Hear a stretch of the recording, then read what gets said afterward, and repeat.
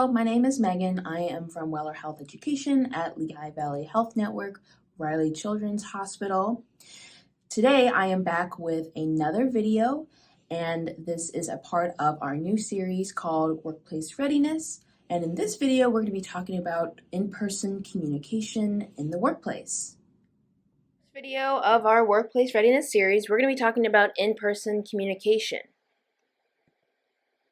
So in-person communication is still one of the most common and widely used method of communication in the workplace.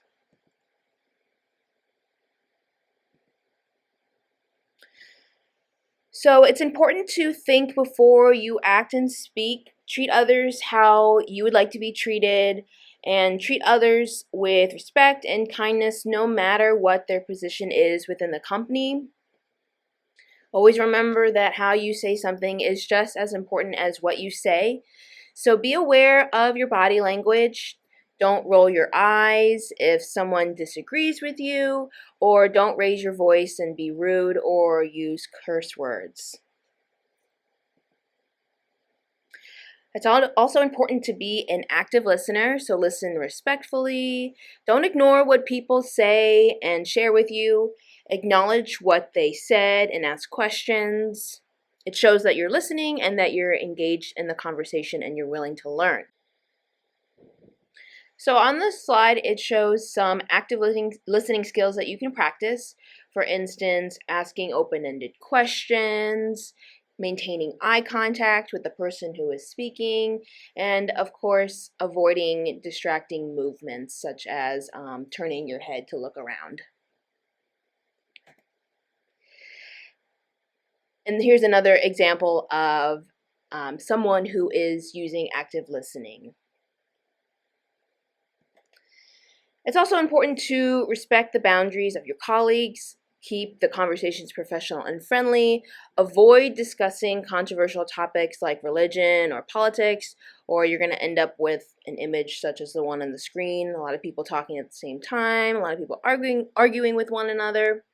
If you're having a disagreement with a coworker, avoid sharing it aloud with others. It may spark rumors and or conflict and make the work environment uncomfortable for others.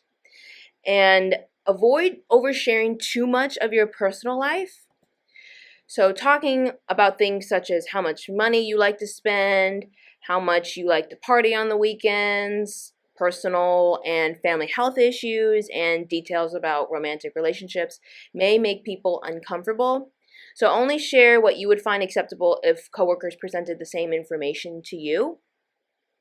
So before you want to share something at work, think about if you would feel weird if a coworker shared the exact same information with you. The idea of them sharing the information with you makes you uncomfortable, then it's probably best not to share the information at all and talk about something else.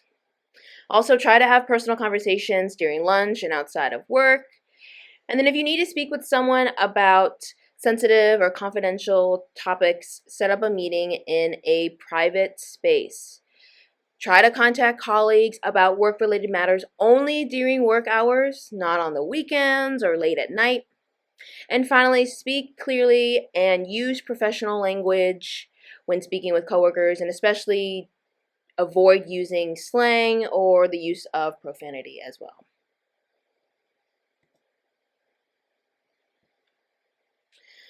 Also, while you're in the workplace, it's important to avoid gossip. Engaging in gossip makes you look unprofessional and it makes you less trustworthy. It can hurt people's feelings and their professional reputation. For instance, if a coworker tells you that apparently your other coworker had to take 2 weeks off from work to deal with marriage and childcare issues, it's best to walk away or try to change the subject. Also, do not make unwanted, inappropriate jokes or comments. For instance, making fun of someone's appearance, their race or ethnicity, their culture, and their hobbies is inappropriate, unprofessional, and it can make others feel uncomfortable. It can even create a hostile work environment. So even if you're trying to be funny and not hurt anyone intentionally, someone else will likely pass it on or overhear it, and you could be reported to human resources and be fired or suspended. In addition, do not physically, sexually, or verbally harass or abuse others. Keep interactions with coworkers professional. Respect people's personal space and boundaries. Do not touch others without their permission. And remember that no means no. If you ask a coworker on a date and they say no, don't continue to ask that coworker until they say yes or pressure them into saying yes. Just leave them alone. Also, do not invade the privacy of coworkers. Don't read the materials that are on the coworker's desk, such as memos or faxes, or listen in on their phone calls and then make comments about it to others. Focus on your own responsibilities.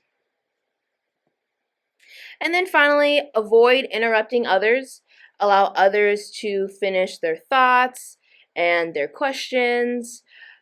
And especially don't interrupt them if they're busy with another task, such as they're on the phone, like in the picture. Instead, it's best to quietly knock on their door and see if they're available. If they're not available, then come back later and then send them a private message asking that you would like to speak with them in the future.